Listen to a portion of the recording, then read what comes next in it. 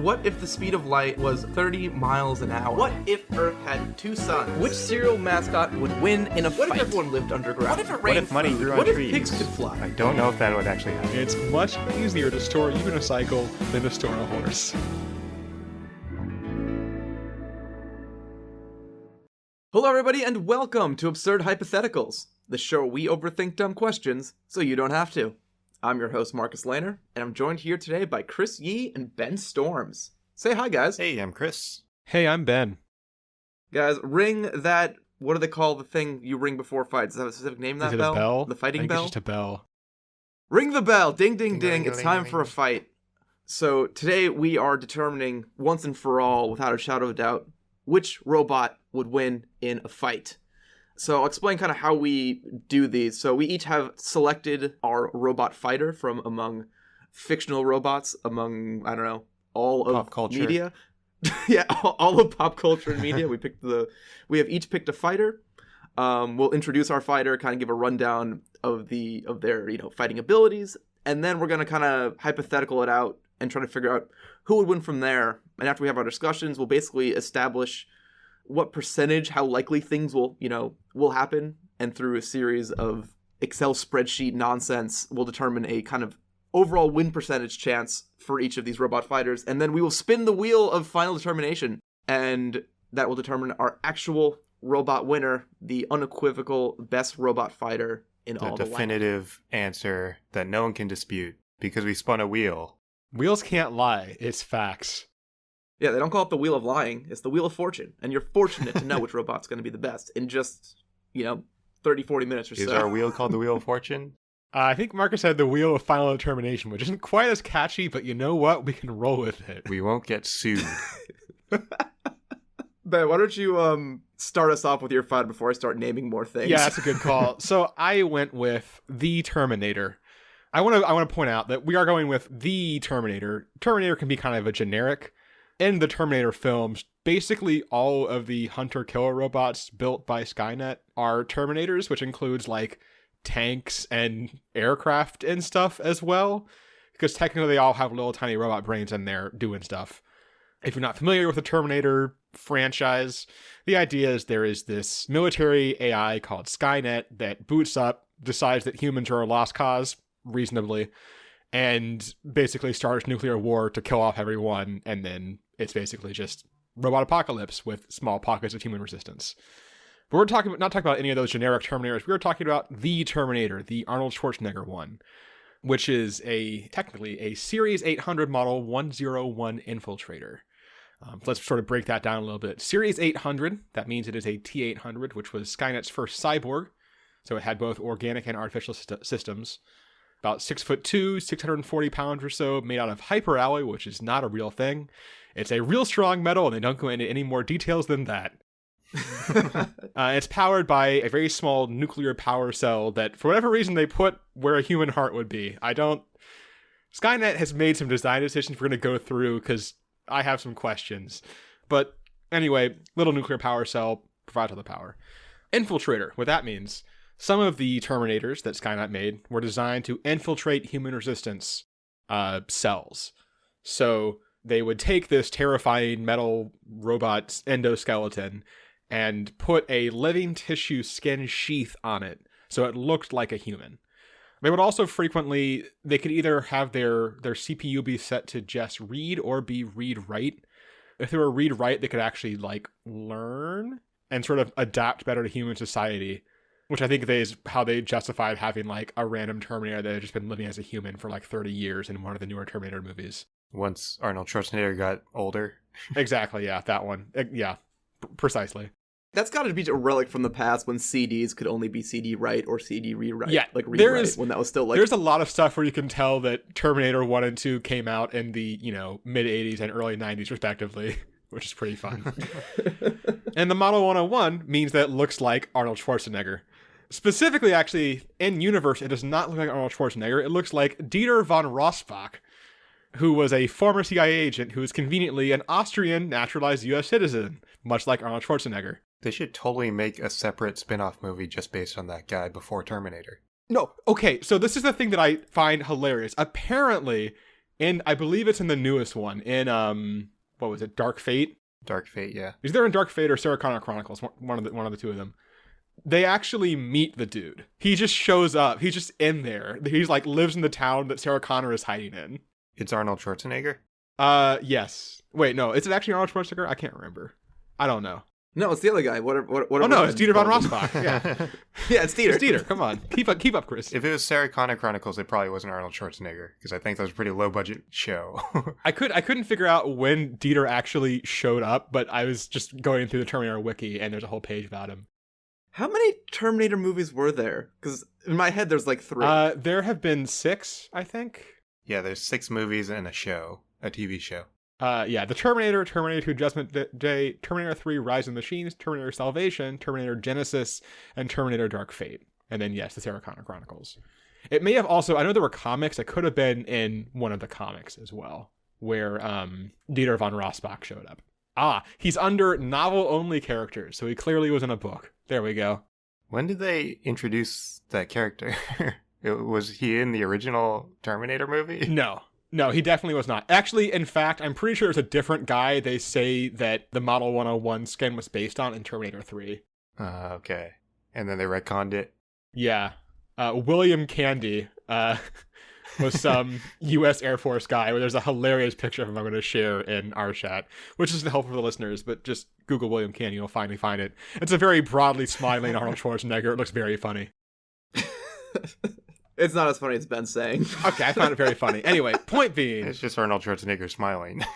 I found it very funny that they talked about how on the wiki page for Dieter von Rossbach, there's a direct quote that's like, he bore a strong resemblance to the Model 101 Terminator, but was never suspected or accused of its crimes during his rampages because superiors always knew that he was located somewhere else when that was happening. Because, yes, he was just a dude who looked exactly like the killing machine that I'm sure was in the news all the time, twice in the 80s and 90s, which is a very fun thing to think about. And yeah, the reason that he looks like Dieter von Rossbach is that Skynet, this is the at least justification, had databases of like government agents and things that they were able to use to reconstruct physical appearance for the infiltrators. But it is an important thing to note that there's not just one Terminator that looks like Arnold Schwarzenegger. There were many Model 101s that all look like Arnold Schwarzenegger, which is also very funny to me, and we'll come back to because it's an interesting design decision as well. But first, let's talk about the strengths of the T-800. One, it's incredibly durable. As I mentioned, it is made out of this weird, not actually real hyperalloy that is basically impervious to small arms fire. Pretty much anything smaller, like a 50 cal bullet, just doesn't really do anything. A 50 cal bullet will penetrate the endoskeleton, and like a really well placed one could destroy the power unit, but that's about it. Does not feel pain, but is aware of his injuries and can do some like minor self repair. There were times where it would like be in a car accident and could like reset his arm if it got damaged and things like that. Even if it's like broken to pieces, they can be like blown in half and still keep crawling effectively, away from its legs. That happens in Terminator 1. They like jam a pipe bomb into its chest and it blows in half and keeps crawling after him. The only way that like in Terminator 1 they actually kill it is just by basically catching it in a hydraulic press and just hydraulic pressing it until it gets crushed. It's very durable. They were designed for infiltration. So they actually are stealthier than you might expect for a Arnold Schwarzenegger. They look like a human, can emulate a human voice after hearing a sample. And aside from, apparently there were some dogs the Resistance could use that could smell, I guess, the metal. I don't know. They're basically indistinguishable from humans. And then just very skilled with all conventional weaponry, and also were usually deployed with a Westinghouse M25 40-watt phased plasma pulse gun, which is a plasma rifle. I don't know. They don't go into too many details. It's a plasma gun. You get the idea. It's like a laser gun, but cooler because it says plasma. In terms of weaknesses, the biggest one is that the machines are kind of stupid a lot of the time, which let's bring up their Arnold Schwarzenegger look-alike thing. So you're designing these to infiltrate humanity, right? And like learn about what they're doing and kill them. Why would you make a bunch of them that all look exactly the same? Yeah, Lyndall Hamilton or Sarah Connor like immediately recognizes him as a Terminator. Right, exactly. It's like, oh, hey, you look like Arnold Schwarzenegger, who, by the way, not exactly the most, nondescript person. Well, maybe they thought there were a lot of him because there was just a lot of Arnold Schwarzenegger posters floating around at that time. Apparently. This guy's everywhere. It's perfect. The other thing, in terms of Skynet / the machines being kind of stupid, their first attempt at infiltrators was not using living tissue. They basically just put a rubber suit on an endoskeleton, which unsurprisingly did not work at all. Yeah, I don't really have much to say about that aside from that was a really stupid idea, Skynet. You should be ashamed of yourself. I prefer the term skin sheath that you used before. Yeah, skin sheath is a good one. And then also in terms of like when they were hunting down Sarah Connor, so they send him down and he knows her name and that she's somewhere in LA. So he literally just grabs a phone book and starts going through the phone book, killing anyone named Sarah Connor, including like, I'm pretty sure a young girl. Like they had no information aside from Sarah Connor is somewhere in this city at this time. So just get killing, which isn't exactly the most like. I mean, that's a good plan. There can only be so many. It's this is what we refer to as a breadth first search, which is eventually effective, but maybe not the most effective way to go about things. But just generally, it is a robot, and it is, very much robotic. It has a task, and it tries to do that task in a methodical fashion. Eventually, because they had that read-write mode, if it were around for long enough, if we were saying this was like an established Terminator who had been living in society, it would be a little more, intelligent. But they kind of just have a task, and they try to do that task in a relatively straightforward manner, which is easy because they're a 6'2", 640-pound killing robot. So it's not a bad strategy. It's just not the smartest strategy. But that's the Terminator, right? It's a killing robot. It kills. That's good for a fight. It's not a bad thing for a fight. Yeah, it is definitely a good baseline to try and have to cross. I forgot who said we're gonna go next. I was gonna go next. Chris, what'd you do? So my robot fighter is Astro Boy. If you don't know who Astro Boy is, it's a little robot boy that's like, he's been in like mangas and animes and stuff. He's a pretty like classic character. But Astro Boy was created by Osamu Tezuka in 1952, and he was actually originally called Mighty Atom, and it started as a manga, and eventually it turned into an anime, and it got so popular that they sold the rights to the U.S. to air episodes in the U.S. They didn't sell the rights to the U.S. government.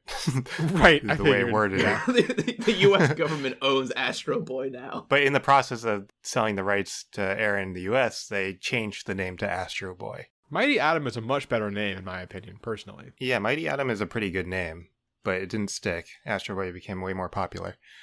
And in researching Astro Boy, I had a lot of difficult time doing it because there's so much different stuff to watch and consume.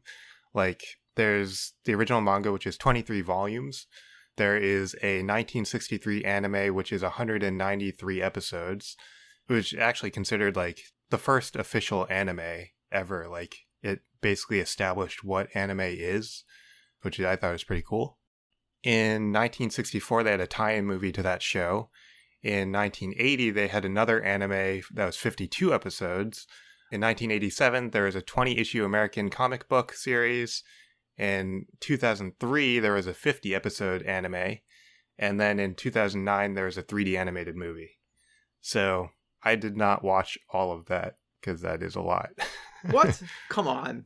I watched like 7 or 8 episodes of various, like the 3 shows, like random episodes of those.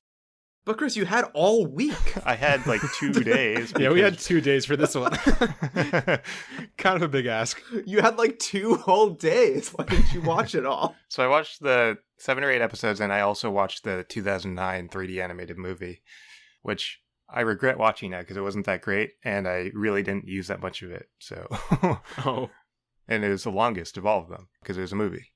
So of the show, I tried to watch like the first episode of each show, the 3 shows, just to see like their take on his origin. For the most part, they're pretty much the same, all 3 of them, like in terms of how he was born. So his origin story is basically he's a boy named, I guess in the original show, his Japanese name was Tobio, but in the American version, they changed it to Astor Boynton. I guess they wanted the pun. That's Does that even count as a pun? Like, that's... I don't know. It sounds like Astro Boy. And then like in the later shows, I think they just changed his name to Toby. But he is in a car crash and he dies. And his dad, Dr. Tenma, is like grief-ridden, and he decides to... He's actually the head of the Ministry of Science, and he decides to rebuild his son as a robot. And for some reason, he gives his... Like, he's successful, and for some reason, he gives his son a bunch of weapons. I don't really know why. He never wants him to die again. Well, in the 2009 movie, they explain it because he doesn't die in a car crash. He dies, like, a robot kills him. And then he says, like, oh, I gave him all these weapons so he can defend himself and it won't happen again. But in the shows, he dies in a car crash and they just don't explain it. I love the idea that the only way that the father could do this is with a large government grant that involved, like, turning it into a military application. That's my headcanon. I'm going to stick with it. I mean, pretty much. Like, it is government funded, I think. But they don't... I think, like, in the final stages of building him, they, like, tell him to shut it down. And then he defies them and builds it anyway. Oh. And that's how that happened. But, yeah, so Astro Boy, his thing is he fights evil and he protects humanity using his weapons and such. So I also watched the last episode of the first and second show. I couldn't find the last episode of the third show, but I just wanted to see like how they ended. The last episode of the first show ends kind of interestingly. So I guess the theme of the episode is global warming. They're like, global warming is a thing and the humans have to leave Earth, so they just take off into space in rockets, and all the robots stay on Earth, and Astro actually becomes the president of Earth, dealing with all the Earth issues with global warming and stuff. And he temporarily solves it by throwing like a dry ice bomb into the ocean. That temporarily solves it, but then it kind of comes back again. And eventually, at the end of the episode, he ends up solving it by flying this device into the sun, and he sacrifices himself by flying into the sun. And that's how he dies. Weaknesses. The sun. Sun. The sun. Not sunlight, not like a vampire, just the sun. Yeah. Nuclear fusion weakness. The last episode of the second show is actually pretty dark, I think. I don't think they actually planned on this being the last episode because it wasn't really that conclusive in terms of like the whole series, but he basically goes on a mission to steal the plans of a prototype of a robot that has like a bomb built into it. And he tries to steal the plans before they can actually build it. So he like sneaks into this base, and in his mission, he finds this girl robot named Nikki, and they become friends, and she helps him infiltrate the base. And it turns out that she is the prototype robot that has the bomb. And the scientist that built her activates the bomb. So it's like on a countdown. But then Astro, I guess, foils the scientist's getaway. So he's like stuck there with the bomb as well. And he convinces him to disarm the bomb. But in order to do that, he has to disassemble Nikki in front of Astro, who has fallen in love with Nikki. And you see like this little girl robot get taken apart in front of him. And it's actually pretty creepy. And it ends with Astro. So that's successful and the bomb is disarmed. But it ends with Astro. He ends up saving her legs. And he replaces his own legs with hers for some reason. It's also where the song lyric, "Nikki, you so fine, you blow my mind" came from. Sure. So those are like some story things about Astro. Like a lot of stuff happens to him. I didn't really watch a lot of it. I just saw the origin story in the end. But to get to his powers, which is the more important part for this fight, so he has rocket feet that allow him to fly. So he can fly over the place. He has finger guns, so like he can shoot lasers or bullets out of his fingers. They interchange between bullets and lasers, I think. I don't know. I guess he can fire both. He has a laser cannon arm in the 2003 show. So I don't think he has this in the first show or the second show. He only has it in the third show. So I don't know. Maybe he doesn't have it in this fight. Maybe he does. I don't know. Pick one. Does he have his laser cannon arm, or does he have a... I'm gonna say no. Okay. But if he did have this laser cannon, apparently he can create a laser tornado with it. So well, those words are confusing together. Yeah. which I guess he uses as a shield is what the wiki said. He uses a laser tornado as a shield. Well, that makes even less sense. But it doesn't really matter because I'm not going to use it. He's incredibly smart. He's fire resistant because he's been shown to like fly directly into fires to rescue people from fires. He can dig really fast, which he's used in fights to like, if his opponent is standing on ground, then he would dig under them and then the ground would cave in under them. So he's done that.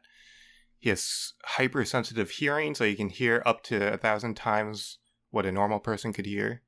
He has butt machine guns, so he has he has a machine gun on each of his butt cheeks. A father's love. I guess he can use it to defend against attacks from behind, is the purpose of that. And that can also, I guess, shoot. It interchanges between lasers and bullets. Maybe they were supposed to be like the boob machine guns from like the Austin Powers, but like when he was building, he's like, oh wait, no, I'm building a boy robot. Dang it. All right, we'll put these back here. This is before Austin Powers. Well, not in my headcanon. And then he's really strong. That's like a big thing of him. He's strong. It is the weird thing where like it's in an old cartoons, so they're not really consistent in showing what he can lift and what he can't and like what he struggles with. But they do give a number to it. So they say that his strength is equal to 100,000 horsepower.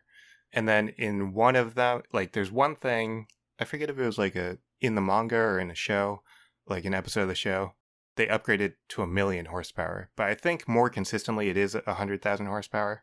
And to give some context to that, an average car has around 200 horsepower. And with 100,000 horsepower, he would be able to lift 2 blue whales at the same time, 100 feet high in 1 second. It's not bad. You think they did the math on the blue whale thing, or they they're just like, this is how strong he is? I mean, they gave the 100,000 horsepower thing, and then I looked up what horsepower is. Oh, you did the math on the blue whale thing. The blue whale thing. The blue math. So he has a good amount of fight experience. He primarily fights other robots, and they're usually like big robots or like kaiju-sized robots. But sometimes he fights smaller robots too. And sometimes he fights monsters. And he isn't really pre-programmed to do anything. He has free will and he can basically do whatever he wants. And he's usually pretty playful. That's his personality. He has a similar personality, I would say, to like Aang from The Last Airbender, where like he's playful and he likes to have fun. But then if he has to fight, then he can fight. And he's not really afraid to fight.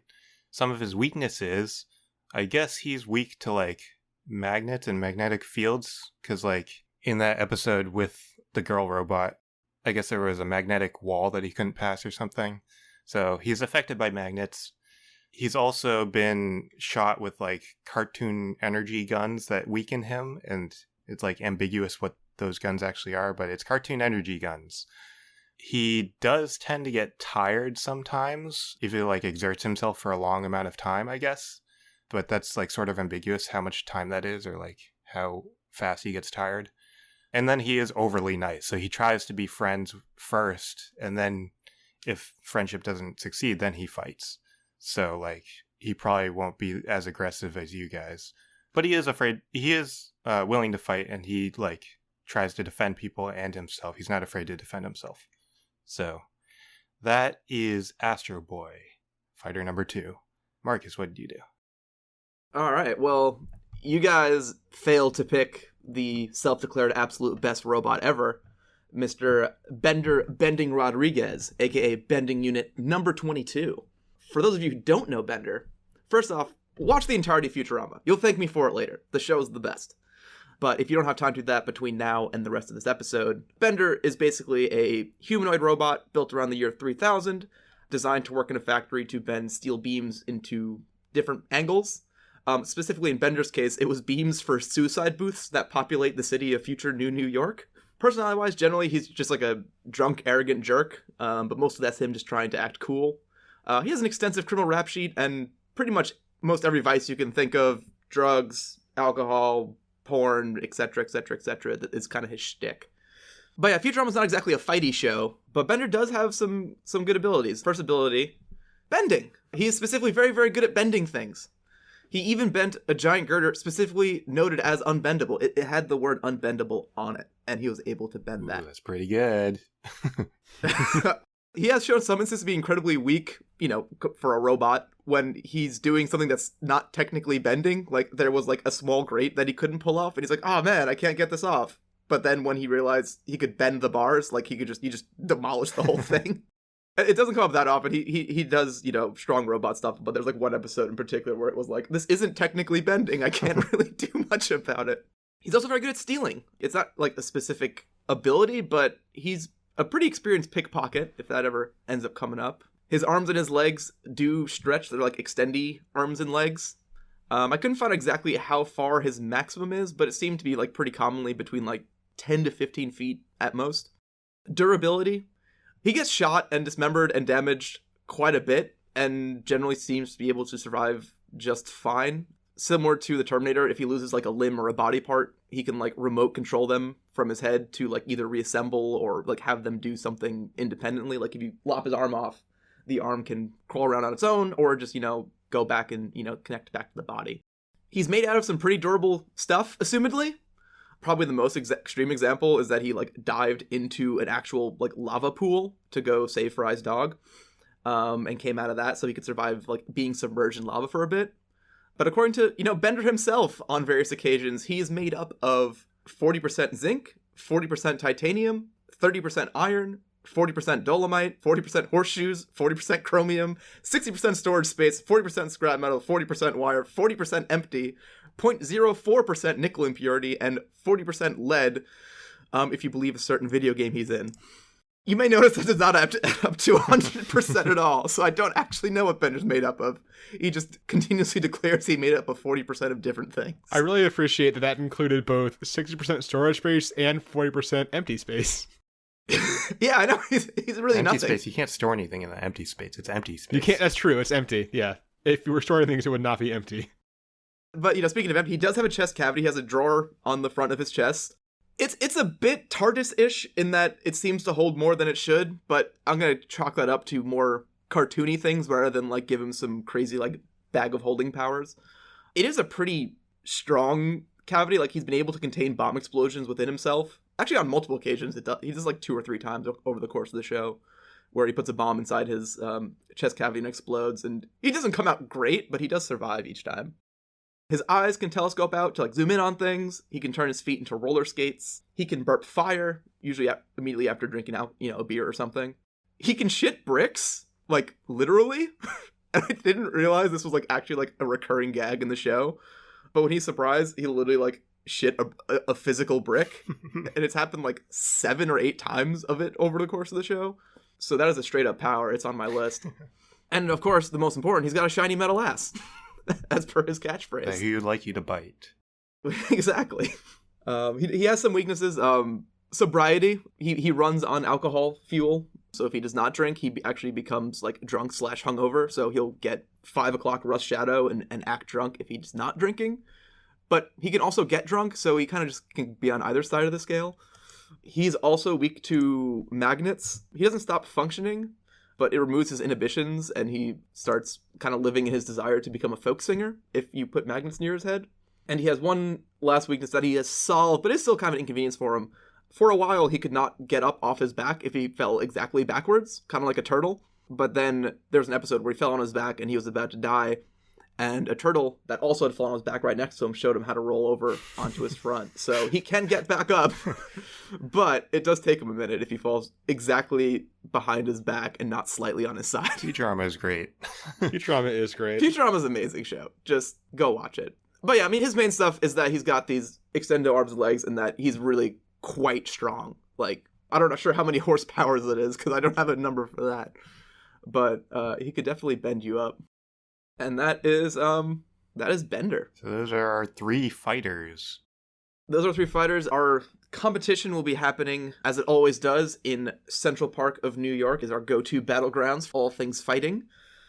So the way I kind of like to start this is, who do we think would end up pairing off first? I feel like it will probably be... Well, it depends on who the Terminator... Like, what's his goal? Right. Because he needs to terminate someone. Yeah, you're definitely the most You're mission-driven, the most programmed. Right. the least prone to hesitancy. Yeah, it's kind of unfortunate because in theory he could stay back, but also if he's assigned to kill one of you, he's just going to try to do that. So the whole hiding in plain sight thing doesn't really come into play as much as I kind of hoped it would. Yeah, how do we decide who he's assigned to kill? It could be a coin flip. Which one of us is most like Sarah O'Connor? Probably me. Probably. Astro Boy is partially human, kind of, vaguely. No, he's not. He's fully robot. Oh, well, man, his dad didn't do a great job, huh? All right, I mean, I guess he has human personality. Okay, so let's start with Ben and Chris. Let's say you guys are slightly more likely to square off vis-a-vis. Yeah, I guess because, like, the Terminator is more villainous and I'm more heroic, and then Bender's kind of just neutral. And Bender's probably the most prone to just, like, enjoy the show. Yeah. this is also very, very true. Yeah, all right, so let's go with that. That does seem the most likely. So you have like laser slash. I'm guessing the bullet stuff probably isn't going to do much because I'm guessing it's probably smaller. Yeah, I don't know the laser stuff, like, how strong it is against you. It's kind of hard to judge. I know that the T-800s are supposed to be, let's see, vulnerable to most plasma weaponry, was at least partially resistant to the weaker plasma weapons used by the HK flying mini hunters. So there's going to be some effect definitely from the laser. Okay. It might not, like, destroy you, but it might do damage. Yeah, it'll probably do damage, definitely. Okay. I feel like all three of us are going to have the same robot weaknesses. Like, we're all weak to magnets. I don't know about Terminator. I don't know about Terminator either. I mean, they've used magnets on Terminators before. I think it doesn't really, it pulls them to the magnet. It doesn't really affect their brain, I guess, or their chip. Yeah, it doesn't like affect their brain, but I think they do. Hold on, I'm like trying to Google on this. But it, like, incapacitates them. They've definitely used magnets in the movies before. I mean, before we go too deep on magnets, do any of us have magnets? I think all of us would avoid magnets. So magnets don't matter. All right, we figured that out. So Astro Boy can fly, so he's a lot more mobile than you, like agile. Yeah, that's definitely true. The Terminator is not like, it can run in bursts of speed, but that's kind of it. It can burst up to like 22 miles per hour. This is saying. I think your path to beating Astro Boy is tiring him out, or like tricking him or something, because he'll try to be your friend first, or if he overexerts himself, then he'll tire himself out. Tricking him is maybe not the Terminator's forte. That's probably more a Bender thing. Probably more a Bender thing. Oh my god, yeah, Bender has one heck of an advantage there, now that I think about that. I mean, yeah, he's basically just going to walk up to him and shoot him. So I guess he'll get the first shot in. How? He's been shown to take bullet shots. Like, usually when a gun weakens him, it's like an energy thing. So my assumption is that it would have that plasma rifle, because that's what they would be like deployed with. Okay, yeah. Yeah, that would probably do some damage to him. So the question is getting like the first shot in enough to give any kind of real advantage? Because I feel like in a straight up fight, Astro Boy is going to be stronger just because of the mobility and whatnot. And the 100,000 horsepower. Also the 100,000 horsepower. So I guess that's the real question. Yeah, I don't know. Here's another question. Does Astro Boy ever fight humans? I don't think he does. He fights monsters, and he fights, like, he's fought human-sized robots before. I don't think he's ever fought humans. I mean, I could be wrong, because there are, like, 295 episodes, and I didn't watch a lot of them. I'm guessing there's not, like, he's not able to, because I feel like that's more of like a, Isaac Asimov kind of thing, but... Well, so there is a theme in the show is that there are robot rules, and one of the robot rules is that you can't harm a human, but I think Astro Boy is supposed to be different than normal robots. Okay. So he actually has free will and stuff. And I actually didn't mention, but his nemesis is Atlas, who is supposed to be like the opposite version of, like, the evil version of him, basically. And Atlas doesn't like humans and doesn't have to follow that rule of not hurting humans. Got it. Okay. So he probably would be reluctant to harm something that looks like a human, but it wouldn't. Right. He'd never try to hurt a human. Right. But like, it's not like he would see the Terminator in a skin sheath and think it was a human and not be able to hurt it. I don't think that would happen. Oh, no, I don't think that would happen. Yeah. He might be reluctant to hurt him if he does think it's human at first, but I think the question is really like, how long would it be until Astro Boy starts fighting back? He actually in the 2009 movie, he does have X-ray vision, but I don't think he has that in the animes, as far as I know. So I'm not going to give him that. So I think he would be fooled by the human thing for at least a little bit. Got it. Okay. I guess what's the straight firefight? Like the straight firefight, say the initial event, like ignore the initial event for a second. Straight firefight, what do we think the odds are here? So if both of them are all out in fight mode. Yeah, like the initial shots have gone by. Now you guys are like across the field, shooting at each other with your plasma/laser tornado shields going around. I think it's pretty definitively Astro Boy then. Yeah, I was going to say 80 to 90% Astro Boy in that situation. Yeah, we can say like 85 Astro Boy. 85? Yeah, I think that's fair. So it's 85 Astro Boy, and now we just skew that 85 down a bit for what we think the impact of Astro Boy's naivety on it. Right. Maybe like 65, 70? 70-30 probably? I'm okay with 70, I think. Yeah, 70?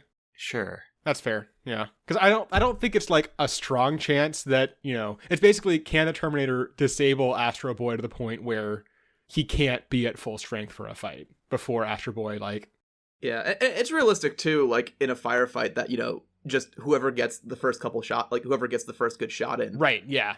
Yeah, and Terminator has a higher chance of getting the first shot in. Yeah, exactly. I think Terminator's chance of getting the first shot in is very high. It's just that I'm not super confident in that first shot being enough to or first salvo even being enough to disable Astro Boy. Yeah. But I think 70% is probably pretty good for Astro Boy's chance of 1-on-1 versus Terminator. All right, so now, assuming Chris defeats Ben, so Terminator is out for the count, now it's Bender and Astro Boy left after that. Now, will Astro Boy try to befriend Bender? I do think he will, because, he does try to be friends with other robots usually, too, not just humans. Yeah, the thing is, Bender's 100% absolutely going to exploit Astro Boy. Yeah, definitely. He's well practiced at taking off the naivety and, getting the cheap shot in after that. Do you have a killing... I mean, I guess your killing blow is somehow bending me. Right, yeah. It is. That's it. And by somehow, in half. Yeah. I mean, I think your chances of fooling Astro Boy are actually pretty high. Yeah, no, I think I'm advantaged by, a margin. I'm trying to figure out how much. What does that get you, though? How much does that help you, actually stop Astro Boy? Well, if I just grab Astro Boy and bend him in half, I mean, it's like... If your initial shot or whatever you try to do doesn't work, then you're screwed. Yeah. Yeah, once I am an enemy to you, I'm at a severe disadvantage. There's still some tricks, maybe if I'm in pieces, one of my arms or something could, do something. But yeah, after that, once I am done out, I mean, I just have, not a lot. I mean, I think once Astro Boy figures you out, then you have basically a 5% chance of winning. Yeah, it's not a lot. But let's just leave it as, to simplify things, what is the odds Astro Boy figures out Bender and that what's the odds that Bender's initial attack fails is, I guess, the question. So what is his usual, because he does trick people on Futurama, what's his success rate, do you think? He's pretty good at it. Yeah, especially, he fools Fry all the time. He scams everybody. Well, Fry isn't the smartest person in the world. Well, is Astro Boy? Astro Boy actually is pretty smart. But he is naive, right? He is naive, though, yeah. I think Astro Boy is very foolable. I would agree. Yeah, I want to say it's I think it's pretty close once Astro Boy's already been fighting. He's already kind of in fight mode. I kind of want to do 55-45 for Bender after you fought Ben, but the percentage would be higher if we're the first two to interact. Yeah, I agree with that. I don't know how you're going to do that in the calcs, but I agree with that. Yeah, I got it. Don't worry. He's going to average them or something? The basic way I do it is I have the 3 paths of who fights first, and then whoever wins that fight down a bracket, and then I multiply all the numbers together so they add up to 1. Okay, so they do have 2 separate branches that you can input. Yes. Don't worry about the math. Yes, in our high-tech simulation known as Microsoft Excel. Google Sheets, my boy. So you said 55-45, and then what's the other one? In Bender's favor after you've defeated the Terminator. And that will do if the Terminator defeats Astro Boy. This one's pretty straightforward, I think. I think this one's 85-15, like 90-10. Yeah, like 90-10. Like, It's yeah. a pretty clean sweep, I think. You're not gonna fool the Terminator. Yeah, the Terminator, I think, is pretty much incapable of being fooled. Like, that's, yeah. Yeah, my ranged weapon is shitting a brick and throwing it at you. Although he does have a laser cannon in like one episode, but I left that off my list. Yeah, that's fair. All right. So that's those scenarios. Now we have Bender and Astro Boy face off. So I think in this case, you probably have like, I would say like an 85% chance of fooling me. Yeah, and then like let's take maybe 5 off for like a chance my initial bending does fails maybe. Yeah. So it's like 80-20 maybe. Sure. Yeah, that seems fair. So now we have me. I just bent Astro Boy in half. Then what's left? Oh man, then what's left is me and Ben again. I think you still lose. I don't think you have a chance of winning overall because you always have to fight Ben, and it's basically the same, I think, as before. Yeah, and then Chris Ben is got to be. Well, actually, I think Ben's is going to be a bit. I think it's probably like closer to Chris's after you see. Yeah, after I see if Astro Boy is not the first person to fight, then he'll see that both of you are evil and. Right, yeah. Yeah, this is a scenario where Astro Boy defeats Bender, and then Terminator's left. Yeah, I think that's pretty much the same. Yeah. Yeah, that's gonna be. I'm gonna leave that the same as. I don't think there's any real difference there, because I think it's not like Astro Boy would be in like kill mode and just immediately. But then in the scenario where Bender and Terminator are fighting the first time, and then Astro Boy's just sitting back and watching, I think he wins in both cases, because he'll see that both of you are evil. So I would say that Bender could play off killing the Terminator as self-defense. I think it's Astro Boy's guard would be up a little bit more, but I think it's still... Oh, actually, I do...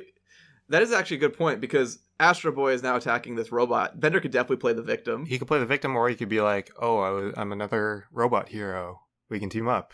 Right, yeah, both of those were very in Bender's character, so...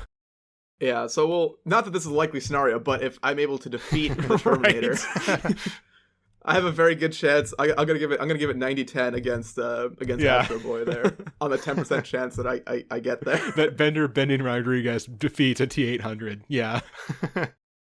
God, every time you say T-800, I'm like, man, Texas Instruments has come a long way. It is. Yeah, that is a fun alternate universe Terminator timeline, isn't it? Where. The TI-83. Yeah, Skynet was actually just a Texas Instruments, like, their attempt to make, like, a web app. Alright, so now this next one's gonna be, after the Terminator destroys Bender, it's Astro Boy versus Terminator. So it was 30-70 in Astro Boy's favor before. It's gotta be a little more towards Astro Boy. Yeah, I think it's at least, I'd say like 85-15 at that point, because he's just in full-on, you know... I mean, that's what we said before you were able to fool me. Right, that's what we said for just all-out kill mode, yeah. All right, time to crunch those numbers. Yep. Oh, and the last... Yeah, I'll crunch the numbers, and then we'll spin the wheel, which I guess will be the next thing that happens in this episode. So, tallying results, everybody! Okay, guys, this is a tight one. I've done up the odds here.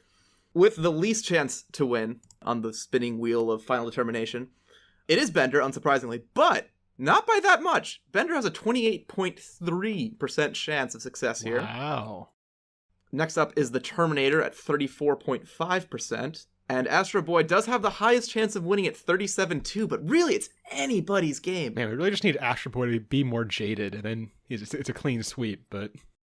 Yeah, I really only have like one fight that I'm ultimately favored against, which is against Astro Boy, but it is the most likely scenario that, first off, Astro Boy and Terminator face off, and that Astro Boy wins, and that puts me in the best spot. Right, yeah. Fun little rock, paper, scissors we got here. Yeah, this is like the most rock, paper, scissors we've had. Yeah. All right, time to pull the wheel up. Yep, I'll pull the wheel up, and this time, we haven't done this in the past, but I'm actually going to try recording this, and if you want to watch the wheel spin, go to YouTube, and you can watch the video version of this episode and watch it with us. If you desperately need to watch to go back in time and relive that suspense. Yeah. But it's also a good excuse to go to our YouTube channel and subscribe and comment, subscribe. Is that what the YouTubers say nowadays? Ring the bell. Yeah, there you go. Yeah, do all that. Smash that bell. That's the fight bell. Oh, this is wonderful. Oh god, there's pictures of them on there. Okay, here's the wheel with our fighters. We got the Terminator, Bender, and Astro Boy. I think the spinner Like this little arrow on top is where it's pointing to, so whoever's on top wins. Oh, got it. Okay, here we go.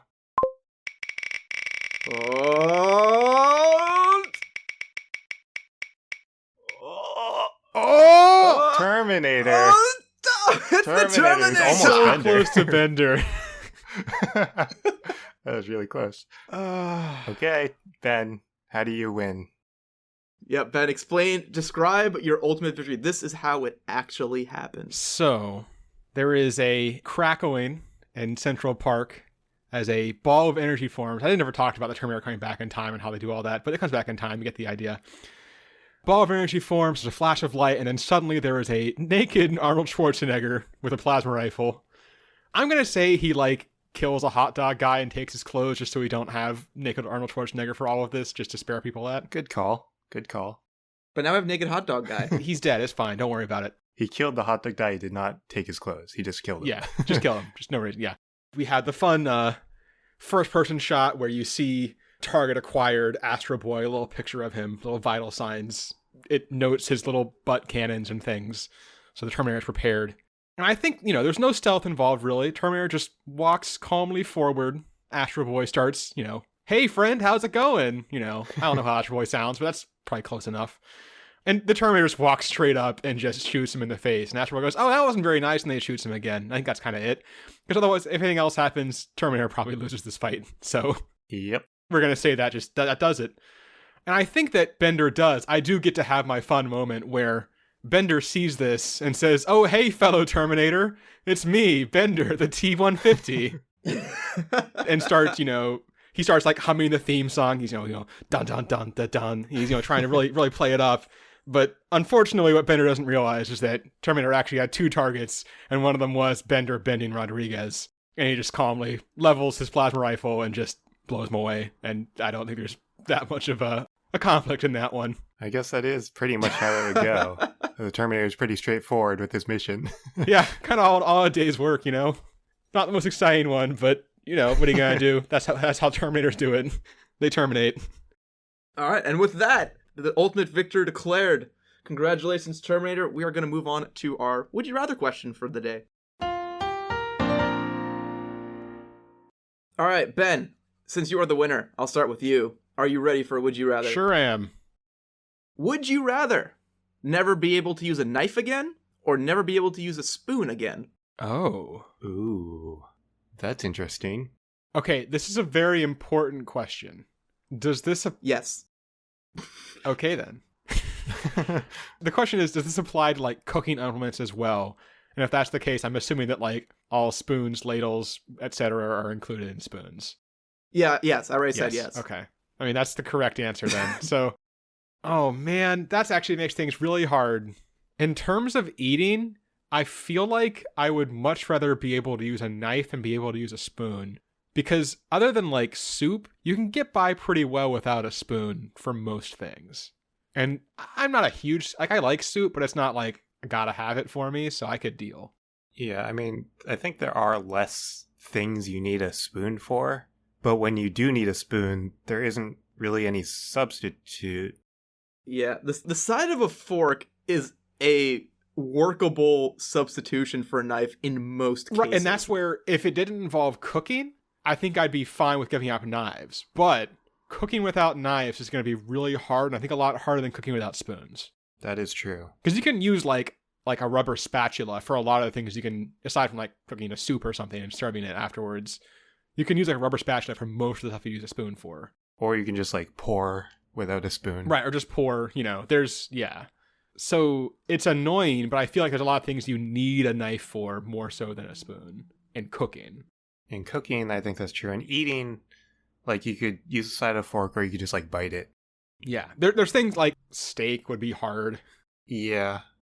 Well, I've eaten a steak with my bare hands before. You don't need any utensils. Yes, it's workable, but yeah, it's not ideal.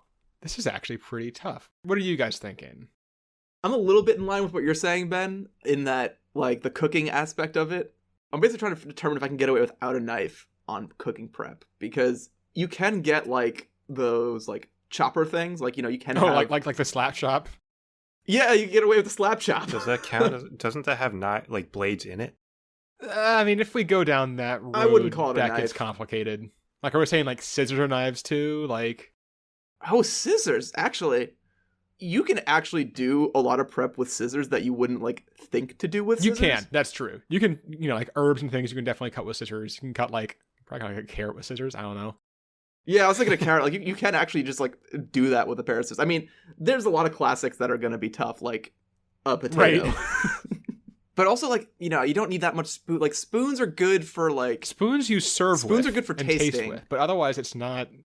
Spoons are good for tasting. Spoons are good for stirring. I guess you could have a spatula or something Yeah, spatula instead. you can do the stirring with. So, I think that one's fine, but... Man, I feel like a knife is more of plate. Like, I feel like once if I was in it, I feel like I would find easier ways to get away without a knife. What about knives in a non-food scenario? Like, can you use, like, an X-Acto knife for...